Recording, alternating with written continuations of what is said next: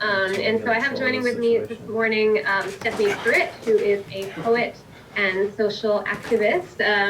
And also we have Jessie Montgomery, who is a composer and violinist. Jessie and Stephanie are here with us this morning because Jessie, we are doing a piece by her, Soul Force, which we are featuring on our upcoming performance, and we'll get into more discussion about that piece as we go through this morning. And Stephanie is participating in our program. She's going to be reading excerpts from Dr. King's letter from Birmingham jail throughout the performance. So we're integrating that spoken word through our performance. So Jessie, maybe let me tell you, why don't we hear a little bit more about who you are and where you come from? I know you're in New York right now, violinist, composer. You've done a lot with the Sphinx organization. Just tell us a little bit more about yourself and your background. Sure. So, like you said, I grew up in New York. I'm a regular New York City kid.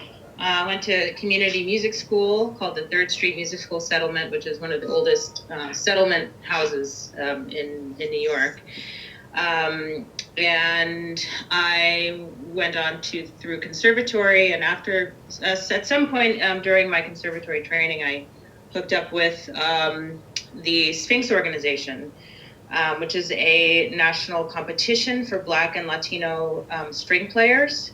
I started out as a competitor in their annual competition, and they have since, in the past, I think they're about 18 years old now, have developed a wide web of programs, including a lot of outreach programs. Also, they have a national touring ensemble called the Sphinx Virtuosi, which is their sort of professional level ensemble that does a 6-week tour every year that includes lots of outreach and performances that are exciting and sort of fresh programming. This past year, they did a program that was all female composers or music inspired by female subjects. So I've participated pretty much as an administrator, as a performer, and in many aspects of what they do. And so now, I'll just say briefly, I'm sure we'll get to talk about it more, but then became just last year part of this inaugural effort called The Dream Unfinished, which is an orchestra that was created by a woman named Un Lee, and it is sort of challenging this idea that the classical, sort of bringing classical musicians to the fore of social action and sort of putting us more out front and sort of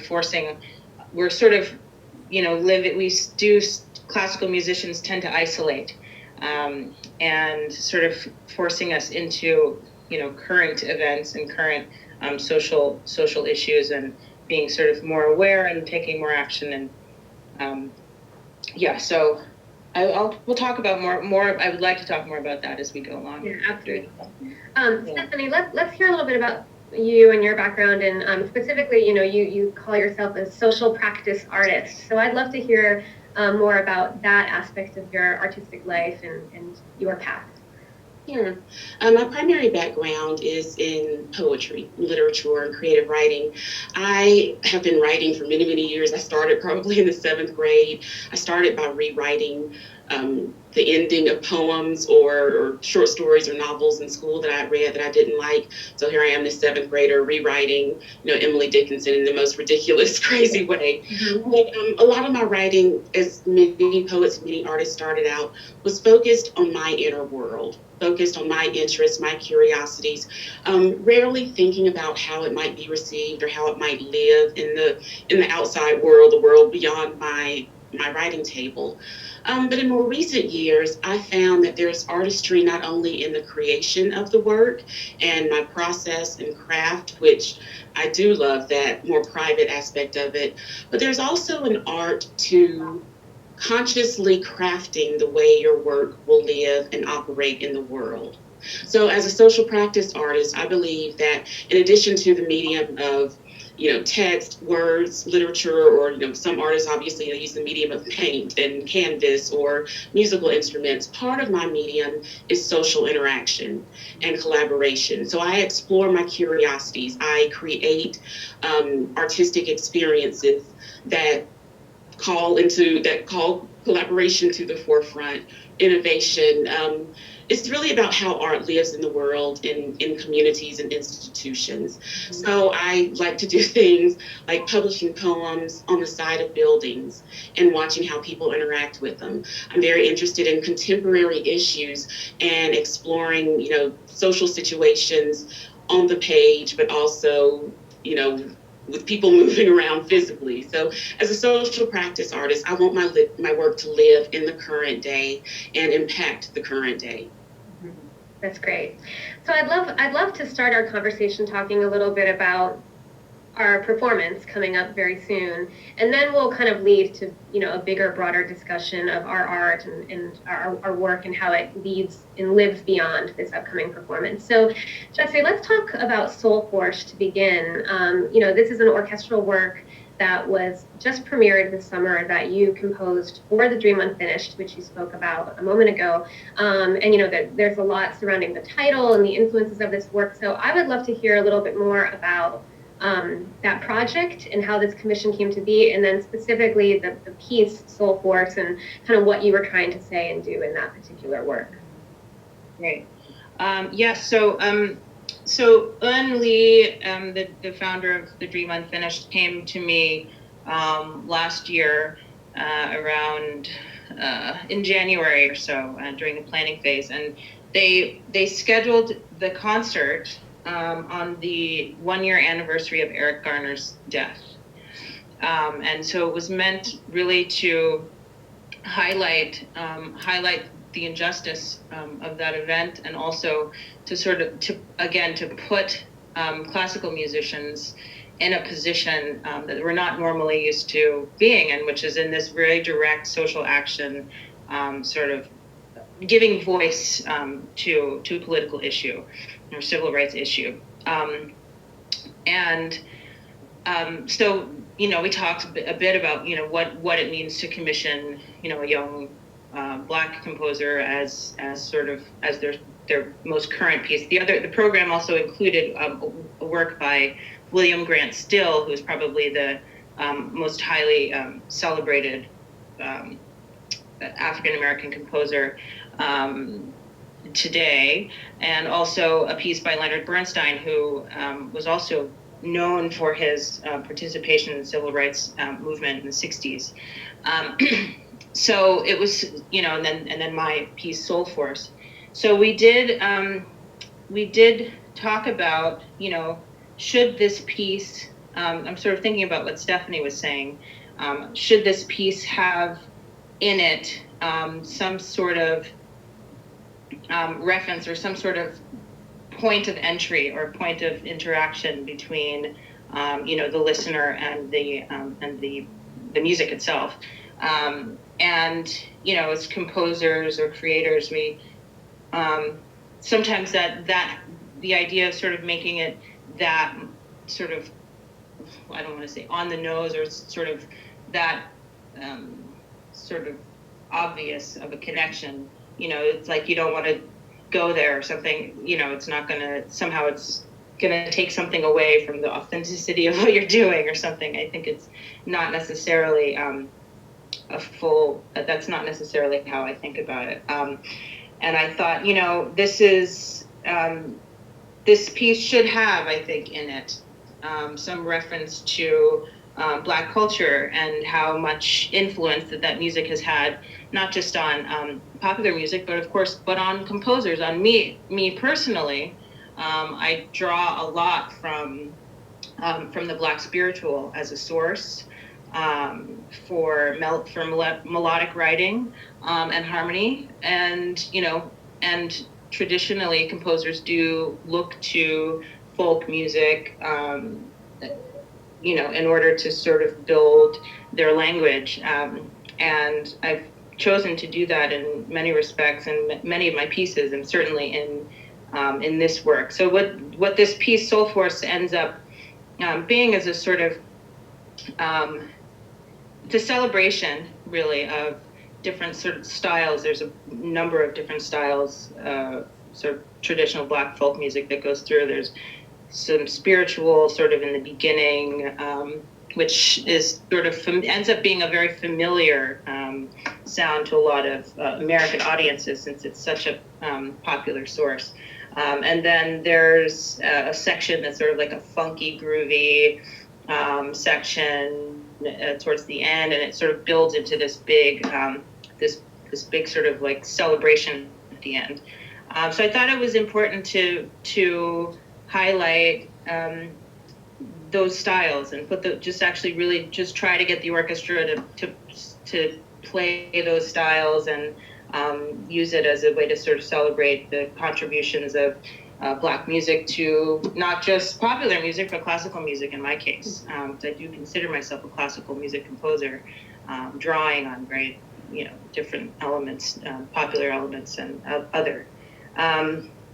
So that's how that piece sort of came to be. And I'll just mention that in the program, the title of the piece, Soul Force, came from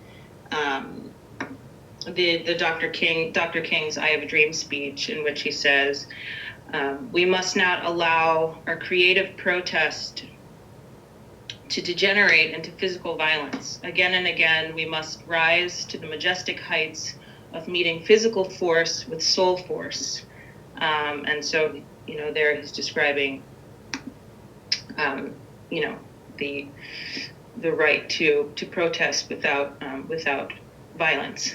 And so, so that was sort of, this idea of soul force to sort of present this piece in this concert that was meant to sort of bring people together around an issue. So yeah. So we're going to go back to you, Stephanie, in a moment, but I want to ask Jessie one more question about Soul Force. In the percussion section, you have chains that are, a very kind of active, vibrant part of the color of the opening piece. Just comment a little bit on that use of chains and, what you were going for there, because it's not something you typically hear in an orchestra. Right. No. The piece does have a bit of have an arc. Actually, it has a. I think very cinematically a lot of the time in my pieces. So it is meant to sort of portray sonically the idea of the auction blocks. And so in the beginning there are anvils and chains and there's a march and there's wood and there are sounds that are evocative of a processional, a sort of dismal, sad, these images that we have collectively of what that time may have been like. And so, I went ahead and just tried to paint that kind of imagery. And then as the piece goes on from that arc, it celebrates at the end. There's a celebration, a sort of a release, and of course that's, it's all imagery, but so that's where the chains come in. Yeah. Mm-hmm. Yeah, so I'm going to turn to Stephanie now. Because I think what's kind of interesting between your work, Jessie, and Stephanie's work is that you're both working in these mediums that have existed for, hundreds of years. In your case, classical music, an orchestra, very traditional kind of instrument and model. And Stephanie, of course, poetry, which has been reinvented many, many times, but certainly has been around for a very long time. So, Stephanie, maybe speak a little bit about, kind of how Jessie was talking about how all these influences have infused their way into her music. And in the case of Soul Force, it was very intentional, but I'm sure, they're probably a current of it in some of her other work as well. Maybe speak about how all these kind of social and cultural influences find their way into your poetry and how you fuse that together in a medium that's been around for quite a long time, and I guess another layer, just what responsibility you might feel in that regard and getting that voice out to be heard. It's a great question. It's an interesting thing when we talk about responsibility and the artist's responsibility.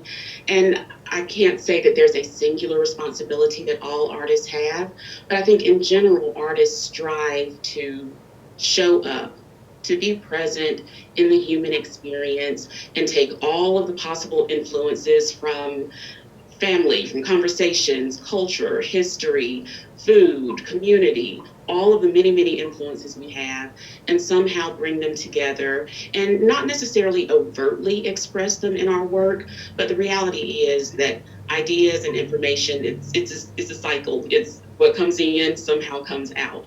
And whether we're consciously or subconsciously creating work that reflects our current life situation, the reality is that artists are creating out of some well, and I'm consciously working to create out of certain wells in my life. I don't necessarily take that as a responsibility that I must write about contemporary social issues, or I must craft poems that in some way reflect social justice struggles. But my natural interests, my reading, my relationships with people and other interactions are often in that space. So in some way, it's going to come through in my writing.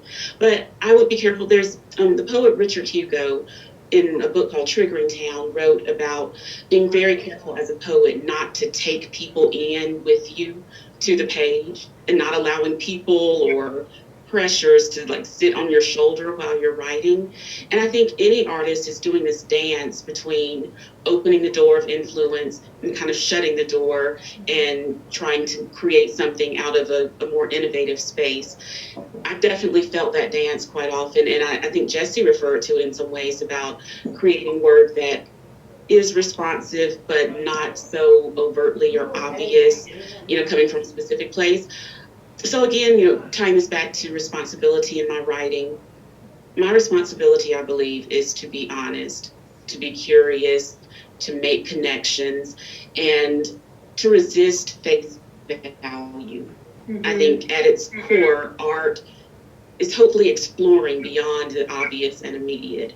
And when it comes to social issues, quite often it's the obvious, or what seems to be obvious, that gets us in trouble. Mm-hmm. It's not thinking deeply that oversimplifies a whole group of people. So my art is trying to resist that, and hopefully it has an influence in the world. But I can't necessarily go to the page and tell myself I need to write a poem that's going to awaken this consciousness in all people. That would be a horrible poem to go in with that expectation.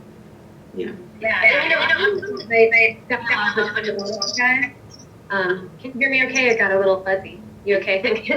So Jessie and Stephanie, feel free to, interject with each other too. I don't need to be the only one guiding this conversation here. So I invite you both to kind of engage between the two of you too. Since it's just the three of us, I think we can have that kind of conversation for sure.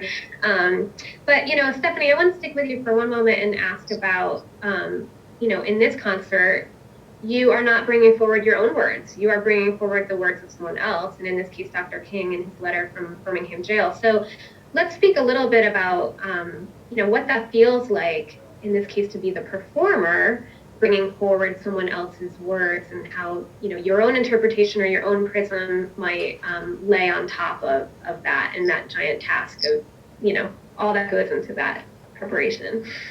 I think any act of reading is going to involve some interpretation. So voicing a letter that was written in 1963 and my physical body on stage, delivering these words, there's clearly going to be some layer of interpretation and my perspective coming from it. But I'm very consciously trying to respect and hold to Dr. King's tone and what I'm reading as his intent. I don't think my art is relegated or limited only to words that I have written or composed. I think the art of curating can be extremely valuable. As an artist, why do I select certain texts? Working through this almost 7,000 word letter and selecting portions to read, in my mind, was a creative act. And I was balancing, what I felt was a responsibility to respect the text, along with interpreting some of the connections that I'm seeing between this 1963 text and our current day in 2016. So that felt very creative to me. And I'm also being realistic in knowing this was, a man who wrote this letter in 1963 under very specific historical, in a very specific historical context. As a woman in 2016 reading this letter, I'm in a very different context. So I'm thinking about how might this letter have been read aloud in 63. And just quickly, the story of the letter is that Dr. King was in jail in Birmingham for protest, and he read in a local newspaper where 8 clergymen had just lambasted him, saying that he was an outside agitator, he was being impatient, and just all these other things. So Dr. King wrote the almost 7,000 word letter response to these clergymen, and it ended up being an open letter that was distributed through lots of different channels. So this letter likely was read at some organizing meetings and events. So part of what I'm doing is imagining, if I received this letter in 1963 and I'm meeting in a basement church with women who are responsible for the phone tree, which was part of the communication method during the civil rights movement, how would I have interpreted the letter at that time? And how do I make those connections today? And that's a really enjoyable creative process for me. Mm-hmm. I love that you touch upon the fact that there's still a creative process in curating, because for me as a conductor, I'm not the one writing the music, and so I often feel like my work of putting together programs is still very much a creative process and very much a part of deciding what to put forward. And so, Jessie, going back to you for one moment, obviously Jessie is a composer and a performer. So Jessie, I wonder for you, do you feel a difference when you're, obviously in the compositional mindset of creating new work, and then on the other side when you're bringing forward the work of others, and how does that shift within this relationship to social justice and being an activist? Mm-hmm. It's it's very, very similar to what Stephanie's describing. It's almost exactly the same thing. The idea of being an interpreter, sort of no matter what. When you get up to perform, you're interpreting your own work, but then also being sort of just to the work of the person whose work you're presenting. And I think that this idea of curating is also really, really important, especially in this context of, trying to sort of make the concert stage into a place where people can make those kinds of connections around social issues. And I would say that in the case of The Dream Unfinished, what was so special about that event and the curation of it is that, the pieces that were on the program, like I said, by William Grant Still, who's one of the more celebrated older composers, and he's probably the first real celebrated Black composer, and is probably the most widely known. But to have a piece by him and then a piece by Bernstein, who was, controversial socially and also as a conductor, as a leader of his ensemble of the New York Phil, and then a contemporary young Black composer, female, that's sort of current, very present, and also living in the city where this action happened against Eric Garner. And then as well, there were discussions and people that gave speeches throughout the concert. So it was this very, very expressive overall throughout the entire concert. Sort of looking to the past and sort of drawing the civil rights movement of the 60s to this civil rights movement that's happening right now. We're just calling it something else, but it's the same thing. And in the middle of that performance, the sort of biggest piece of it, which was the most moving moment, was Erica Garner, the daughter of Eric Garner, spoke. She gave a speech and sort of wrote this kind of a letter to the audience about her year and what her year was like. And that was, as you can imagine, it was extremely moving, and really put a big focus. It drew a lot of focus for the entire program, to have her there and to speak about her father. And so it was, very much, it was much more interactive than a classical music concert might be, or that than a musician performer might be used to doing. But I think it's a really good direction. In certain contexts, I think it works really well. A lot of classical music concert goers just want to go and hear their pieces, hear their traditional works. But I think audiences are, I think they're shifting. I think they're a little bit more open. They're a little bit more curious. And there is a younger, bunch coming in. You're Kelly, I'm not sure how you're feeling about it, but I know like about 10 years ago, people were complaining, oh, classical music is going to die. Everyone's getting old, and the patrons are leaving. But I've been, so many of the concerts I've been to recently, there is a really nice sort of 30s, 40s, people in their 30s and 40s bunch that are going. And I think they're also, with all the things that are going on now currently, with social action things, and this people are much more aware of cultural differences and much more curious about one another. I feel honestly curious. I think that's gonna create, a possible entry for these kinds of more interactive concerts, or maybe ways of developing programming in classical music that could challenge and bring people in a different way than they're used to. Yeah. Yes, Go because ahead. Yeah, go ahead. people have also been saying, oh, I'm sorry. Go ahead. It's funny, just people have also been saying that poetry is dying and dead, and there are no patrons, and people don't buy books. And I think artists are always reinventing their own work and the genre and discipline in which they create. So you're not alone there. Yeah, I know. I think it's a fair argument. It's something to pay attention to.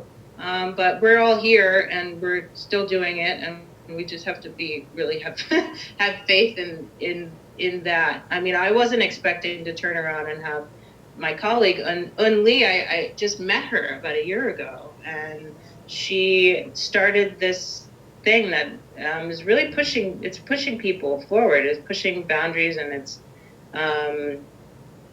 very exciting. And the audience that was at that concert was all over the map, I'll tell you. Demographically, it was amazing. So, we have to look at things like that and say, all right, there's movement happening. We're going to survive, Right. Yeah, and Jessie, I should tell you that, with our Dr. King concert here, I've been doing it for 8 years, and we've focused on things, like nonviolence and his principles of nonviolence, and agape love, and different readings and wonderful collaborations. And the message has always been to kind of make it present and make it about today. But this year in particular, we thought, okay, we really need to, draw these parallels and can make these bridges between, what is alive and happening in our world now, and what Dr. King was saying in the 60s and through all of that, and recognize that this is a long journey and a long path. And The Dream Unfinished, I think, is an apt title for, the concert that you did this summer, in that, the work is not yet done. And so actually the William Grant Still piece, Plain Chant for America, we're doing that here on our program in Nashville too. And, that was composed for the centennial of the New York Philharmonic.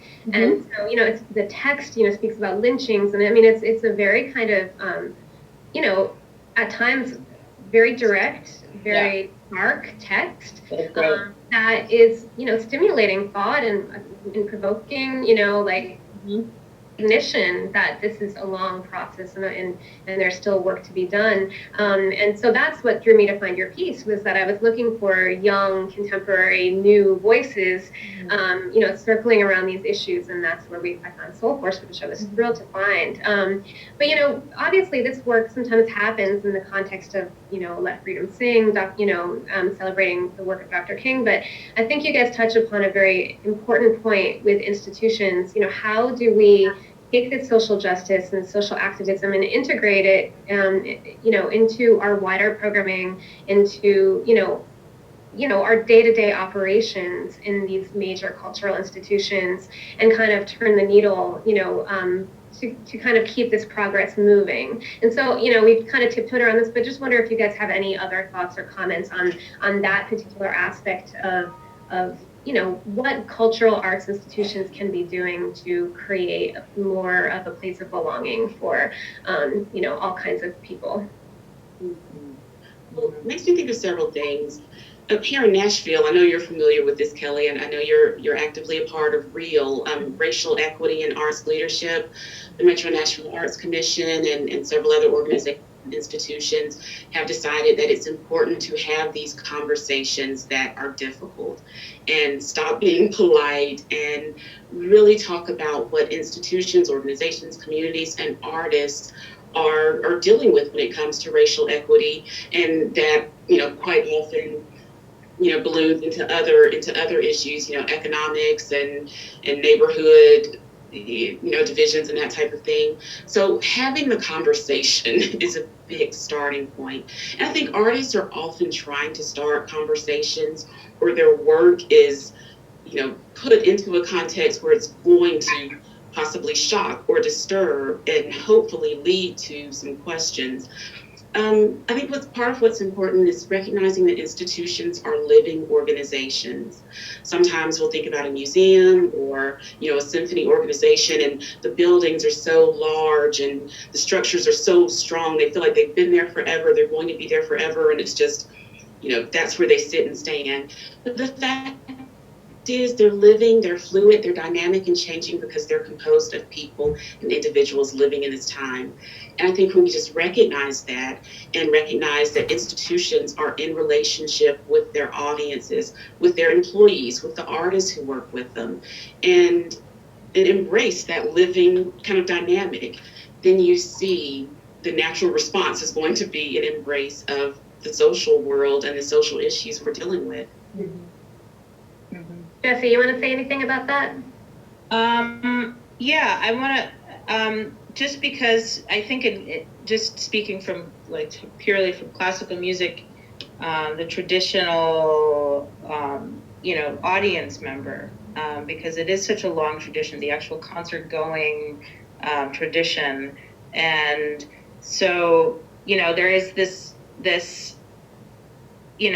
I feel like for Nashville Symphony, for example, I feel like you would be battling possibly with this idea that there is, that they're separate. There's their traditional audience that likes to see their Beethoven, Brahms, and if they can take it, some, Shostakovich or, something a little bit edgier. And then, then these kinds of programs that you're doing that are sort of more focused on the social aspect, or drawing in other elements that people aren't used to seeing together on the stage. And I feel like there's always, I don't know maybe I'd like to know how you feel. Are there two camps, and do you feel like you're having to sort of work separately between the sort of traditional model and this other model? And is there a place where they intersect? Mm-hmm. Or is it always going to be this? Does it feel like it's always this sort of either or? Well, I personally think audiences here in Nashville are very open, and we're very fortunate at the Nashville Symphony to have a diverse audience, demographically, just lots of different ages, people who are very open to experiencing all kinds of music, but nonetheless, still, a symphony orchestra, we do have our classical series, our pop series, these kind of things. And so for me as a conductor, I think it's about, just making an active effort to be open and searching for, how can we integrate people of color, different stories, different paths into our regular programming? I mean, Jessie, you're a fabulous young composer, creating great work with a full repertoire of music that can be played that might have a home somewhere else in our, programming somewhere, and so not that we need to only be showcasing composers like you on specific programs, but finding a voice and place, in many different avenues and arenas.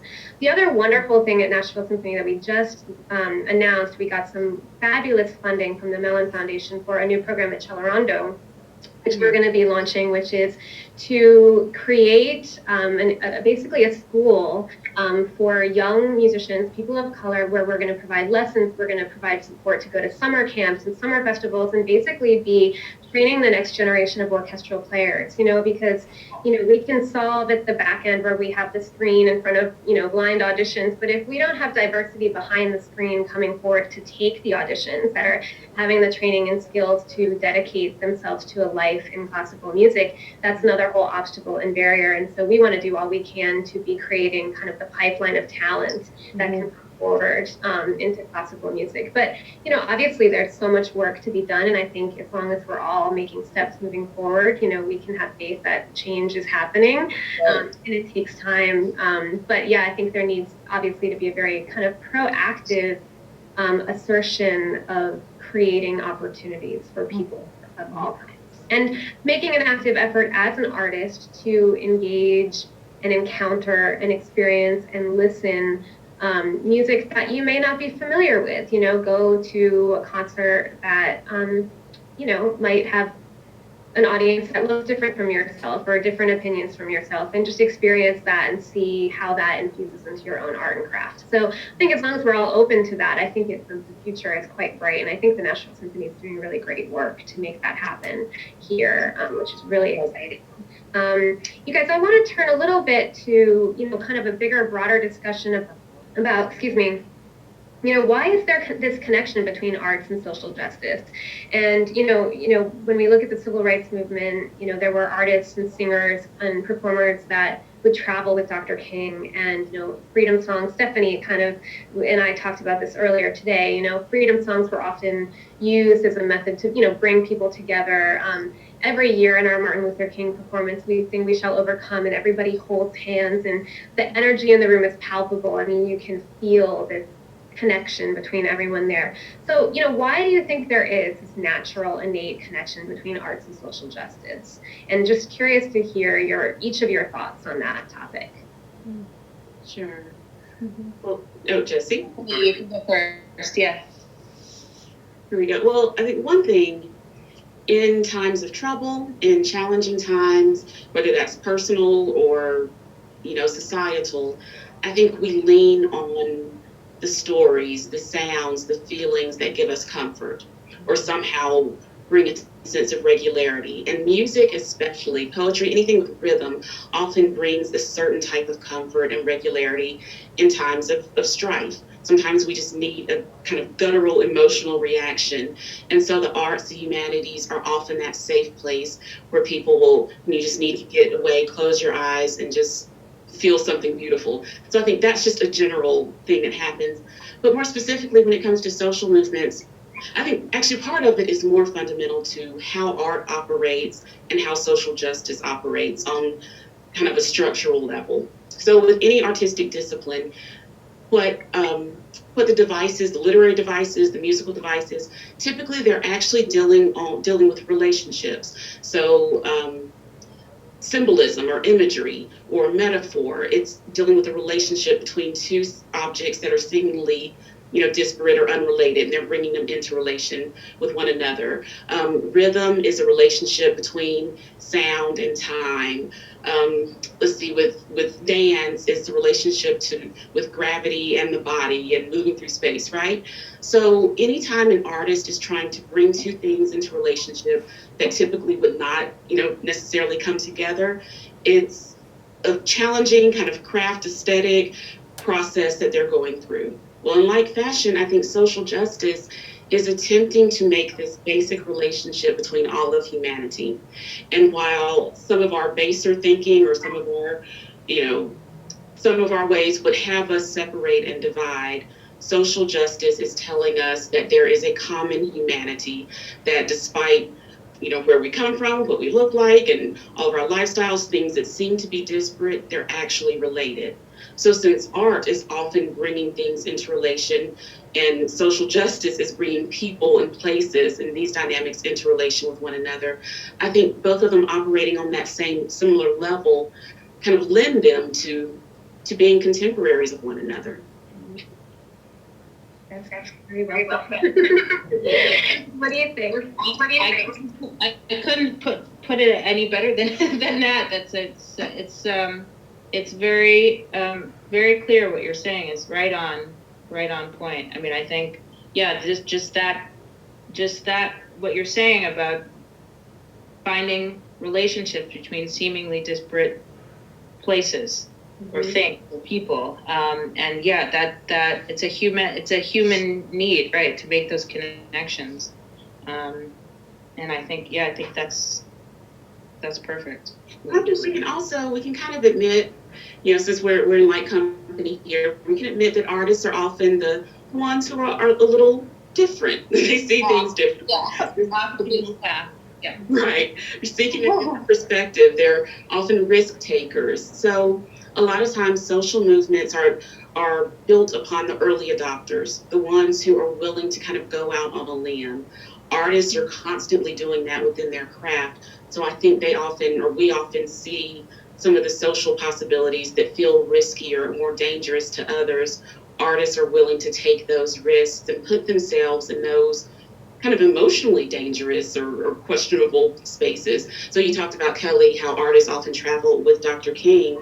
I think part of it is that artists often have a lifestyle that's a bit more flexible than people who have different responsibilities or have based their profession in a different way. So I think artists often have some mobility that lends them to kind of attach themselves to movements. So I think that's Yeah. So we had one question come in from Choral Arts Link, which is also the Met Singers. They're our Celebration Youth Chorus for our upcoming performance. And the question was, how do you use innovative music designs that stimulate multiple generations? And we've talked a little bit about innovative music designs, but let's speak a little bit about the educational and youth element. How do we connect our work and this work to young musicians, younger audiences, and how vital and important is that aspect to this discussion and to this conversation? And Stephanie, we'll start with you because I know you've engaged a lot of young writers in poetry, and we just recently did a workshop at the library. But let's talk about how we connect all this work to younger generations.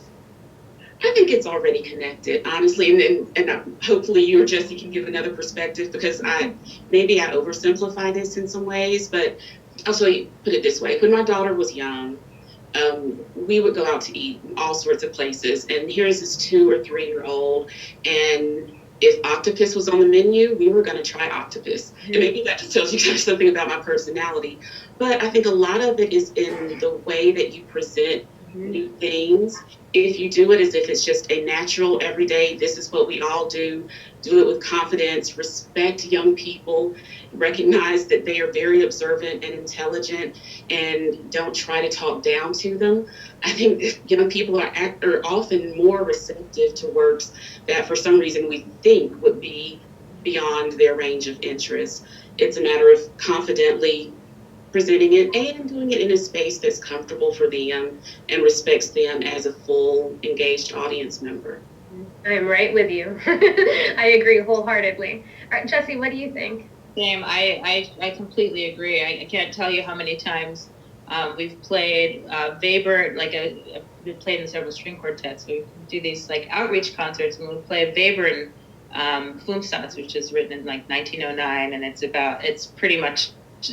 very, very abstract.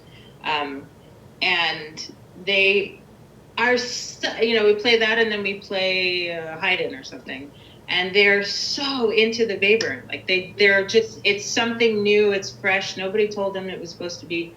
No one, we play it actually totally unintroduced. We barely talk about the composer before we play it. We just play it, and their response is so exciting and electric, and oh, that was so cool. It sounded, they come up with all these images for themselves. So I just think, young people are like Stephanie's saying, so receptive and so smart and so open and ready to, try to, look at the world around them and, make sense of everything and really find, they don't, I think they're much more aware of truths, than adults. We shut things down, to cater to our insecurities and et cetera, et cetera. Kids don't have to, hopefully, by a certain age, at least, they're not dealing with that. So I think, education initiative is really a really strong and important entry point for all of these to practice these formats of bringing in social action ideas into arts education. So you guys, we only have about 3 minutes left, so maybe just kind of start to wrap it up a little bit. And, this is perhaps a big question, but I mean, do you feel pressure to represent your story and from where you've come? Do you know what I mean? Is there a pressure that you feel in your art, or is it something more fluid and anyways, I think you get what I'm trying to ask. So, and maybe just we'll kind of wrap that also into just any kind of closing thoughts you might want to say. And we'll start with Stephanie first. I used to feel a certain sense of pressure. I used to have this idea that as a Black woman living in the South, I had a certain narrative, a certain story that people would expect of me, and I needed to uphold that and add something positive to it. And luckily, I've had some wonderful mentors who have explained to me that that's not art, that's work for hire. And nobody is hiring me to invest in respectability politics and that type of thing. At this point, I think it's interesting. There's a big debate between Langston Hughes and Robert Hayden, two poets who, one said that any Black artist creating work has a responsibility to nurture this love and sense of beauty in the Black race. That was more Langston Hughes' thought. Robert Hayden said that any artist creating work has a responsibility to create the absolute best work they can from wherever they are. Now I think I sit a little in between those two. I'm very aware of my social situation and things that are happening in the world around me. But if I try to create work that is directing people towards a certain path, it's going to get caught up in all the noise that's doing that already. And it doesn't serve anyone. I feel pressure to be honest. I feel pressure to explore. I think artists are kind of excavators or like archaeologists of the human experience. And that experience is so wide and large that it couldn't possibly be contained by a description of a certain demographic. So the question is, am I a poet or am I a Black poet? I've decided not to even wrestle with that question anymore. I'm very secure in who I am and the work that I do.